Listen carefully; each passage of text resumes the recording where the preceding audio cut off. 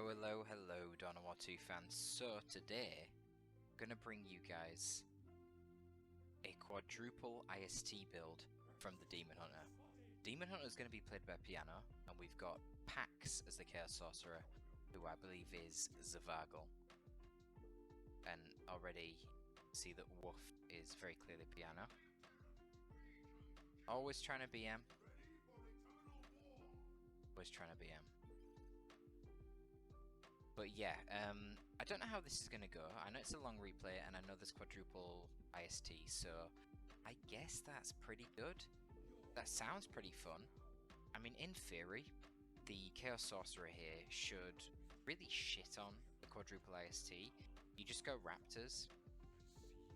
I mean, honestly, you could go AC Ticks, or to be honest, I think the Geo Ticks might even be better. And then obviously you get the teleporting Flame Sword and your Sorcerer, and you're just going to kill IST left, right and centre. They're going to bleed like crazy, because there's no Strike Squad to counter initiate, to flip the Sorcerer around, to drain his energy, etc, etc. Not to mention, Doom Bolts early on could be pretty scary. But the Demon Hunter might be a bit of a problem. I would expect, if you're going to go quadruple IST, that the Demon Hunter would go for his tanky melee mode, because then at least, you know, you've got something that can run into melee and not die instantly. So we'll see. I would expect Power Sword and, yes, the Armour of Fortitude for the extra max HP and the HP regen.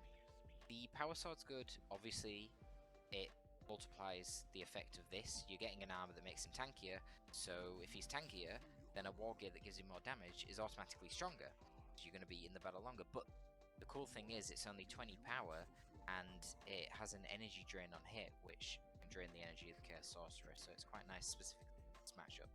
And it scales as well against Bloodletters. Yep, there you go, Hunter's Blade is coming out. So this is a 50 DPS power melee weapon that also drains the enemy target's energy on hit. You see that Piano here is using his Stasis ability, which is actually called Indomitable, but all it does is put him into the warp, so it's essentially like he's gone into stasis. So he can close in on those CSM without incurring any actual damage from their bolters. Now a bunch of heretics are coming down. I don't think the Demon Hunter really wants this fight. No, he's too low on HP. Otherwise he'd stay and just kill a few heretics, because, you know, there's not a lot of retreat damage there, so it'd be an easy source of XP. But yeah, too low on HP at them to do that. Now, okay, we see Aspiring Champion Heretic coming out, and we see Vestments of the War. Both purchases that I think are pretty standard, really, given what he's seeing so far. He's seeing tanky melee hero upgrades, and he's seeing IST spam. Now, he might also go for Chaos Havocs, which would be the best counter to the tanky melee hero, but he might want to wait a bit, because Piano could very easily go for Interceptors off the back of this build so far. You know, if Zavagal didn't get these upgrades and he just rushed the Havocs, Piano could easily transition into Interceptors, and then he would counter the build quite well. So I think it's smart actually that Zev is minimizing his upkeep and not limiting his build options, whilst investing his money into something that is going to make him better at countering that which is on the field at the moment. So let's see how it does in this fight. Demon Hunter's hanging on. I guess he was waiting for that beautiful special, because he was focusing on the Aspiring Champion Heretic, and he does get it. Does a lot of damage. Chaos Sorcerer is really flowing with death, and he gets took out there. Tries to throw some Doom Balls, but they're really not that effective. And now the Chaos Space Marines are finding themselves in a bit of an unfortunate position, facing triple IST on their own. They don't even have Eternal War. They're not going to win that fight. I must admit, I don't know if Piano is doing this build specifically because of the map, but this is a good map for triple IST. If you IST, they're not really very good against CSM that are sitting in green cover. The IST is so fragile, with only 100 HP each. Then obviously the Sergeant adds like, what, 275 or something? A lot of HP on that Sergeant. Anyway, the actual IST models die very quickly to the bolters, so you don't want to trade IST with CSM. You basically treat your IST as anti-melee, kind of like Termagants in the NIDs are the anti-melee, and then Hormagaunts kill the ranged. Well, in Audomalius, use Strike Squads to kill the range.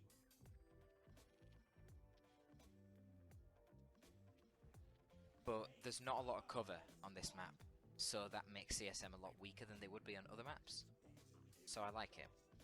But yeah, even even triple IST is fairly rare, but quadruple IST is absolutely bonkers, especially getting sergeants and all of them. And that is because typically you would see fast raptors, but I guess Pax was just waiting for so long to see what the next tier 1 purchase was, and he hasn't realised that there's 4 ISTs. So he's just going fast tier 2, but now he is going up against 60 power worth of upgrades on the ISTs and 50 power worth of upgrades on the Demon Hunter, and all he has so far is, well, what's this, 55 on his Sorcerer, so that's on par with the Demon Hunter, but only 25 on his Heretics. We're seeing some globals coming down, Psychic Concealment on these IST, a unique global for the Demon Hunter, and wow, look at that DPS. So that global there increases the damage and the range of that squad of ISTs, and you can see, man, with all this DPS, this is a lot of damage coming out, and a lot of bursty damage as well, so it's not going to be easy to even tie these guys up in melee. It's one of the best things about IST. Whilst they're not very cost effective at trading, they shoot their load. They shoot their load very quickly. Which, yeah, that's a good thing for IST, shooting their load quickly, because then they can backpedal away and easily kite melee.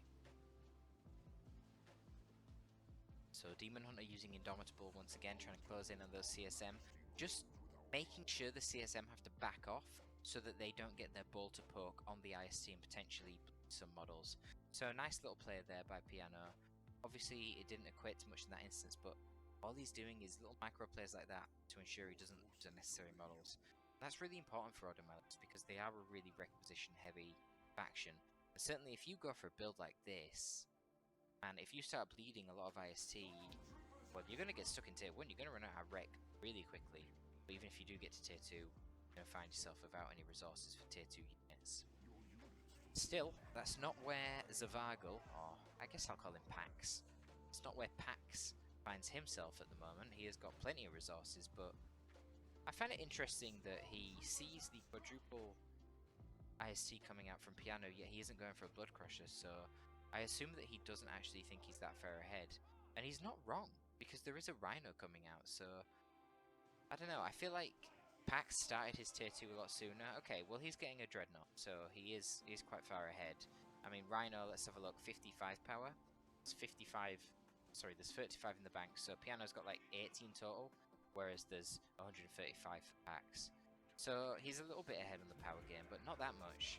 I guess he was held back by the little bit of a gem bash there. But it's just a bit of a tug of war at the moment. It looks like the Demon Hunter will be forced off here. The Flame Sword does a really deceptive amount of damage because it says it's only 44.29 melee DPS, but it's actually way better than that because it does 5 piercing damage every second for 5 seconds after it hits an enemy. Wow, he warps in the Chaos Dreadnought. If he actually got a melee attack there, well, 2 melee attacks would have actually taken out the Demon Hunter. Man, Demon Hunter is really quite tanky, very deceptive. You would have thought with that little bit of HP, melee hit might have been enough from Dreadnought, but no, well over 200 HP, now all the way back up to 300, so we didn't see any upgrade on the Rhino, so it's now seeing the Dreadnought, and it's gone for a las cannon, but it's a bit difficult using the las cannon versus a Dreadnought, because whilst the Rhino is moving, it will often try to retarget infantry, or basically anything that's nearby to it. So you have to manually put hold fire on and manually tell it to shoot the Dreadnought. It's very micro intensive.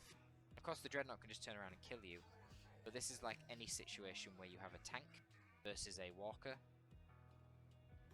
The tank can disengage because it has more speed, whereas the walker can't if it finds itself in a bad engagement.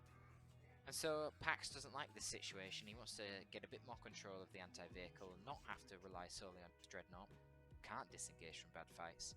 So he's going to get some Plague Marines. But Piano is doubling down on anti-vehicle as well. Nothing too crazy, you know, he hasn't gone for a conversion beamer because he's already got some AV on the field. He's gone for a Vindicare. And you know what? I actually think the Vindicare has beautiful synergy with the Demon Hunter. For example, if the Vindicare gets jumped by the Sorcerer and is going to die, you know, you can't just retreat it because the Sorcerer is going to just jump after you again. Well, you can use your Indomitable ability and stasis out the Vindicare to buy some time, to back him off, to get him to safety, and to get other units to deal with the threat of the Sorcerer. so it can be really useful to save units in those instances. But also Psychic Assailment, giving the range and damage buff, kind of a big deal. I don't know if the Plague Marines have revealed themselves, well they certainly have now. This Rhino is getting precariously low on HP, it is getting some repairs. It looks like the Demon Hunter is trying to tie up the Dreadnought, but unfortunately the Dreadnought does have fire on the move. Vindicare is doing his best efforts to try and poke down this Dread. The Sorcerer is too busy trying to tie up that AST for a very long time. I don't know why he spent so much time doing that. It's like Pax's micro was a little bit overwhelmed there, dropping down Dark Flames, but not actually moving his Dreadnought away. However, it seems to work out for him in the end. The Dark Flames spooks Piano. Having lost his Rhino, he is in a bit of a compromising position with a bunch of really fragile infantry. And let's take a look at the Vindicare Assassin, shall we? Vindicare Assassin. Only 475 armor on this fella, and I do believe it's light infantry armor. Could be commander armor, but I'm pretty sure it's light infantry. Either way, he dies extremely quickly. I mean, look at the Sorcerer. Even he has 702 commander armor. So this guy's fragile. Tell you who isn't fragile though. Purifiers. So that's going to be Piano's next choice. Now, Purifiers will do really well actually against this composition so far. There's basically nothing threatening them. Because, oh, I take that back. This Chaos Dreadnought is now a Khorne Dreadnought. That's going to be spooky for the Purifiers. They do not want to fight a Khorne Dreadnought in melee. Because I was going to say the basic autocannon Dreadnought, it only has a 20% melee resist. It has no splash and it's melee. But the Khorne Dreadnought, well, it gets the full 40% melee resist, gets a DPS boost for its melee attacks, and it gets splash damage in melee. So yeah, this thing going to be a lot more threatening.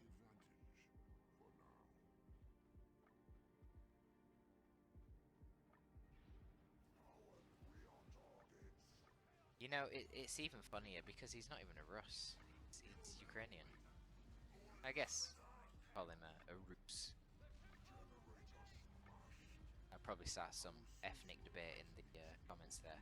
Anyway, the Khorne Dreadnought is the choice here, and it's certainly proving quite effective right now. However, it has gone into rage, and it needs to be careful, but it doesn't need to be too careful because the Sorcerer is all the way back here. Of course, he does have that Warp Global, but to be honest, wow, he is really low on red. I don't think Pax even realised himself. He doesn't even have the red for the Warp Global, so I don't know about this play. A little bit ambitious. Demon Hunter should be able to go into stasis. Yep. So it was all a bit of a bait, basically, to get some more chip onto that Dreadnought from the Vindicare. Just need to retreat now, though. Don't think one more swing will kill him. The IST are in a bit of trouble. I think, yeah, there's plenty of red now. So there you go. You're gonna see Dreadnought warping out. But at some point over here, oh, the Purifiers kick the shit out of some heretics. I mean, you like to see it, don't you? I like to see it. I love Audomalius. I didn't even realise that the Purifiers now have the head of the Justicar exposed. That's kind of weird. Who is that? Is that like Thaddeus from the campaign? I don't know. Anyway, Purifiers equal dead heretics. And apparently it equals Bloodletters.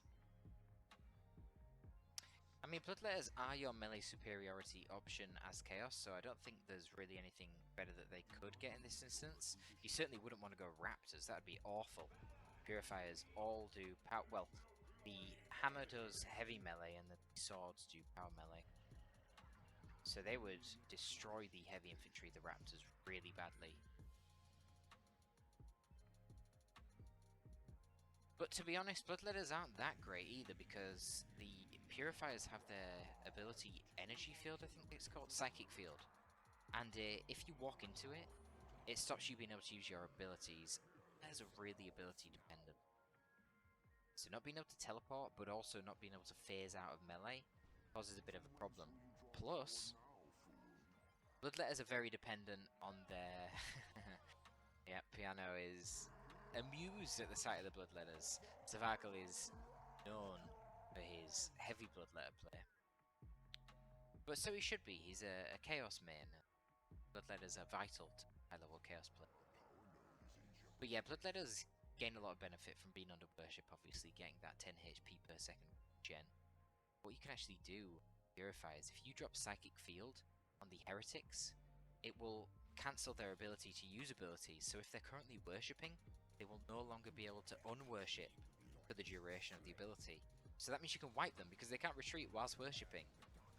So it's nice, it's thematic that the Purifiers, the Order Malleus, are so good at kicking the shit out of demons.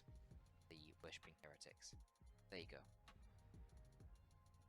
I think the Chaos Sorcerer there was trying to teleport out when he got hit by the Psychic Field and no longer could teleport, which is why he just ended up derping out and just standing, taking, beating and dying. Now we're going to see a Grey Knight Dreadnought coming out for Piano, but a load of resources stockpiled for packs and not really a load of it's coming out for him, so I assume this is what he wants to take into tier 3, but then again, I guess he's being a little bit indecisive because if he wanted to go tier 3 right now, he certainly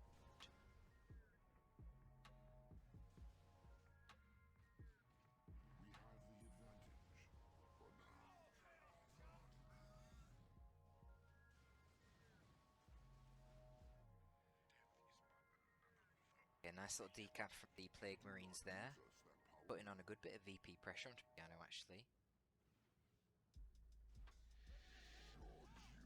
Seems for most of the early game Piano must have had a VP lead because I feel like the map's been quite blue recently, yet the VPs are only just going in favour of packs.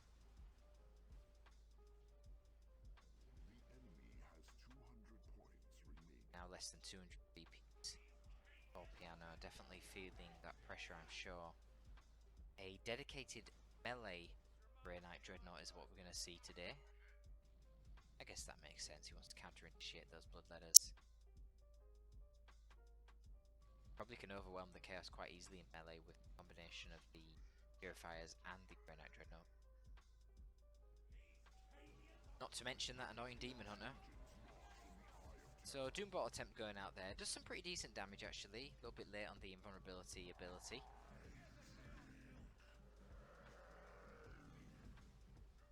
Bloodletter jump comes in, but we're a little bit late there on the Emperor's Fist. Only Bloodletter, they do promptly decide to phase out, go back into the worship to heal, as you can see. This is what makes Bloodletter so annoying to deal with. Gotta kill the heretics, but Piano does a good job there, focusing down the heretics. CSM on the other part of the map are caught out by the Purifiers, and now the Bloodletters are having to retreat from that melee Grey Knight Dreadnought. Not ideal. The other beautiful thing here with the Dreadnought is, well, there's triple IST to heal it, which is 30 HP per second. Heal. A lot. I think it's a little bit questionable sending the Purifiers after the Dreadnought. I think they'd have been better served just tying up the Plague Marines. Ooh, where is this Vindicare? Where's the Vindicare?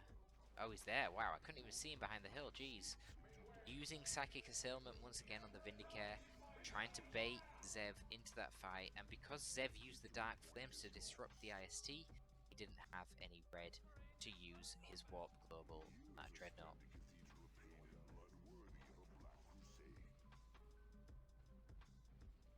Little too much to chew there for the Purifiers, getting hit by a pretty brutal special attack actually from the Bloodletters. Bloodletters teleporting forward, a Rift Tear coming in from the Demon Hunter to slow down the Plague Marines and try and prevent them getting another miss off, but it doesn't even matter.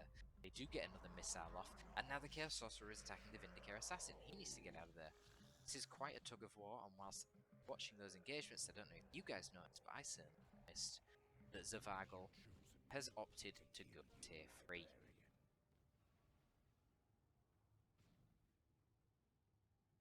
He has a lot of resources. I mean, honestly, wow, this is looking kind of tough for Piano.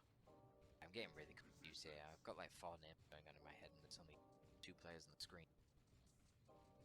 He's opting for a Predator. I mean, yeah, I don't know. Predator's fine. It does beat everything on the field right now. Obviously, that Vindicare can be quite annoying. Empyrean Brain Mines. Because there is only one heretic on the field right now.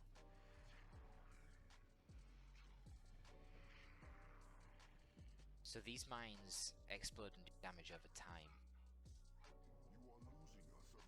But honestly, the units that Pax has on the field right now, I don't think they'll be too bothered about that. You know, Bloodletter's very tanky, Plague Marine's very tanky. CSM, pretty damn tanky. Oh god. Vindicator's doing some good work over here. Order Malleus Librarian tanking whilst he was capping the point. The Vindicator was doing some work. Executes a couple of Chaos Space Marines there. But here's the tank. What's it going to be? It's going to be a Mark of Khorne tank, improving the damage of its mainline battle cannon by 25%, the bolters by 75%, and giving it 0.5 extra speed. Nice little buff overall. I mean, it literally buffs everything about the tank, except the durability. But when you're playing a Chaos Sorcerer and you can infiltrate your tanks, and you can teleport your tanks, well, durability is less of a concern, and very quickly, the triple IST down on this part of the map have to retreat. Of course, the Chaos Sorcerer can continue to control that Vindicator as long as he is nearby to the Predator by teleporting onto him every time the Predator engages him. And Purifiers are charging in. You do see the tankiness of the Purifiers there. Level 2 Purifiers at this point. Already over 2,300 HP, and you can see they just eat autocannon shots. Not on retreat. And they don't die very quickly. Very tanky squad indeed.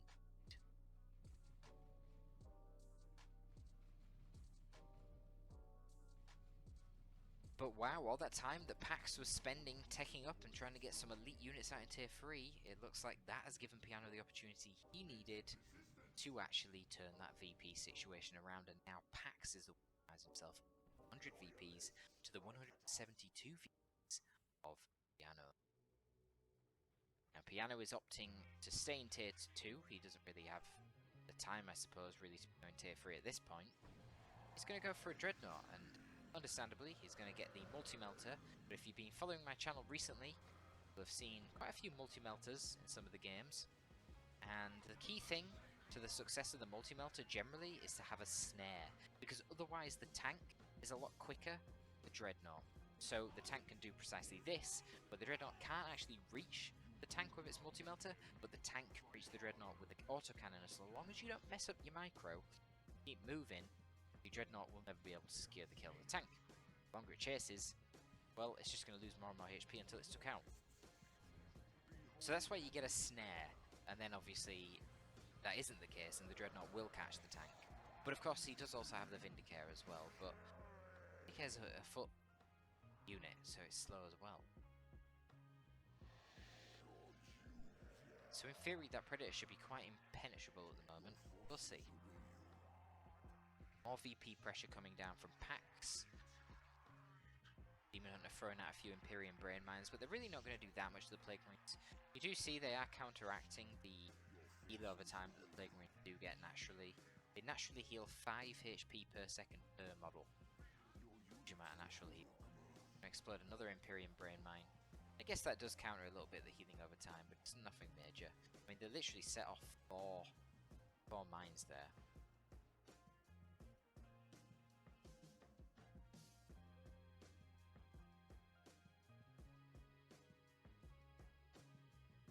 But that Predator is making its presence known. VP pressure is coming on. Ooh, a little autocannon's been purchased as well now.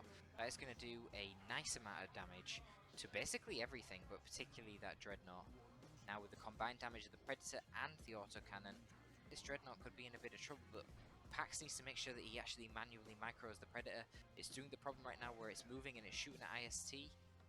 Now Bloodletters did go in and disrupt that Vindicator, who once again had Psychic Assailment on him, contributed a lot of damage to killing that Predator, but ultimately it was down to the Dreadnought at the end of the day. The Predator reversed itself into a pretty awkward position there.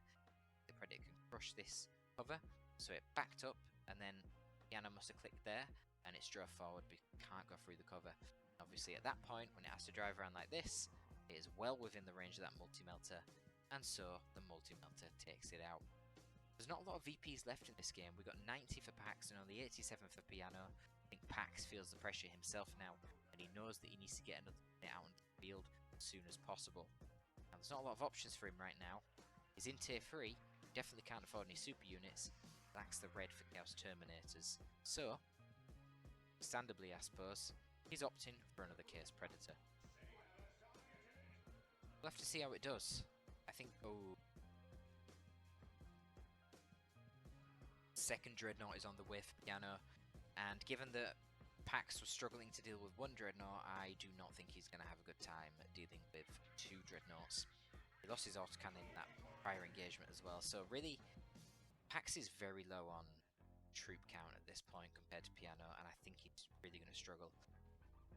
I think Piano probably would be better off now rotating all of his army down to here and holding these 2 VPs, because if you park most of your army here, it's very easy to protect these 2 VPs.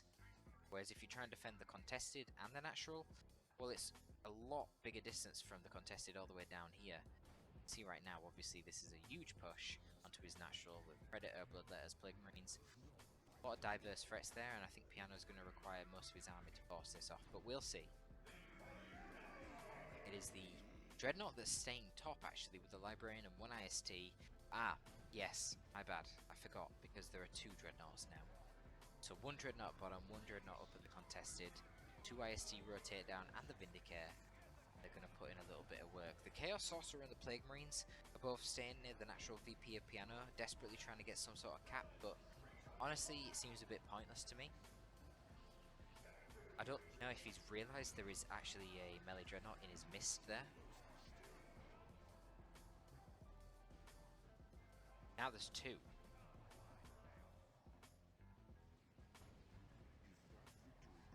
Beautiful special attack there from the melee Dreadnought. You're going to see a Emperor's Fist as well. Maybe. Emperor's Fist would be beautiful right now. Wipe out the Plague Marines, stun all these units. I guess we're not going to see it, but the Librarian's moving down. Going to go for the decap, and at this point, it's a lot of VP pressure. Was a demonic summoning that came down from the Chaos Sorcerer. It's reinforcing a lot of these heretics. They're proving quite annoying. And ultimately, the Plague Marines did actually get a decap onto this VP before moving off. The summoned Bloodletters actually take out the Demon Hunter, which is kind of crazy, but wow, look at all these troops coming out for Piano now to secure his natural once again. Not looking good for Pax in this instance, with only 36 VPs left, and it's soon going to be a triple cap against him. Yeah. This is looking like a done deal, guys.